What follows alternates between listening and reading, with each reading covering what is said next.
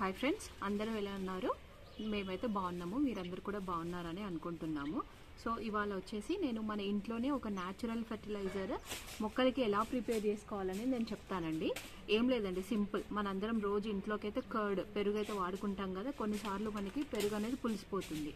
So దాంతో ఒక మంచి బలమైన ఫర్టిలైజర్ అనేది రెడీ చేశాను. ఏంటంటే నెంబర్ 1, కొంచెం ఏదైతే పుల్లగా అయిపోయిన మజ్జిగ ఉంటుందో ఆ మజ్జిగ ప్లస్ బియ్యం కడిగిన నీళ్ళు, ఈ రెండింటిని నేను ఇలా ఒక 3 days ప్లస్ ఇందులో కొంచెం బెల్లం ముక్క కూడా వేసాను. నేను ఈ 3 కలిపి ఒక 4 days పులియబెట్టాను. పులియబెట్టిన తర్వాత చూడండి, ఇంత చిక్కటి ద్రావణం ఈ విధంగా రెడీ అయింది అన్నట్టు. సో ఇంతటి చిక్కటి ద్రావణం ఈ విధంగా రెడీ అయింది. సో ఇప్పుడు దీన్ని మనము మొక్కలకి డైల్యూట్ చేసి ఇవ్వాలి. సో దీనివల్ల లాభాలు ఏంటి అంటే, ఈ పుల్లటి మజ్జిగ ప్లస్ ఇందులో మన రైస్ కడిగిన బియ్యం కడిగిన నీళ్ళు అవన్నీ ఉంటాయి కదా, ఈ 2 పదార్థాలు ప్లస్ బెల్లం, ఈ 3 పదార్థాలు కూడా మొక్క యొక్క ఎదుగుదలకి చాలా ఉపయోగపడుతుంది. మజ్జిగలో ఏముంటాయి?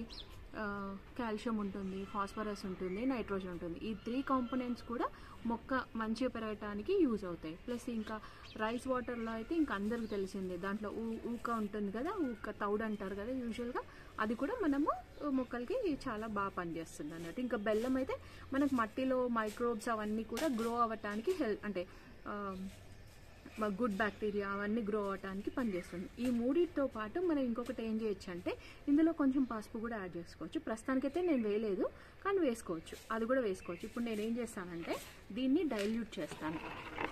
చూడండి, నేను ఈ చిన్న బకెట్ తీసుకున్నా,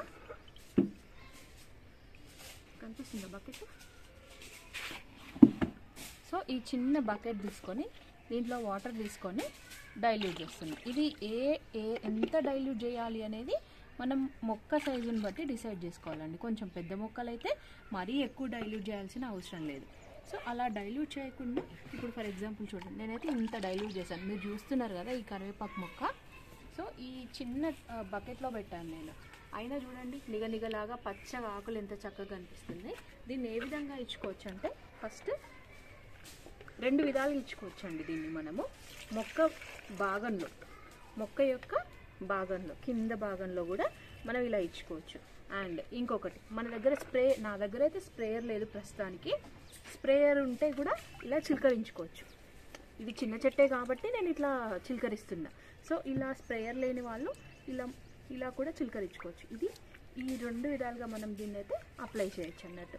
సో ఇలా చేయటం మూలాన మనకి మొక్క అనేది చాలా బాగా పెరుగుతుంది. ఇది అన్ని మొక్కలకి ఇచ్చుకోవచ్చు అండి. మనము ఈ మొక్క ఆ మొక్క అనేది ఏం లేదు, అన్ని ఆల్ కైండ్ ఆఫ్ మొక్కలకి మనం ఇచ్చేసుకోవచ్చు. సో ఇదండి, మీ ఇంట్లో ఎప్పుడైనా పెరుగు పాడైపోతే అలా అనవసరంగా బయటపడేయకండి, ఇలా యూస్ చేసుకోండి. Thank you for watching our video అండి. లైక్ చేయండి. మీరు లైక్ చేయటం వలన వీడియో అనేది చాలా మందికి రీచ్ అవుతుంది. Thank you very much. Bye.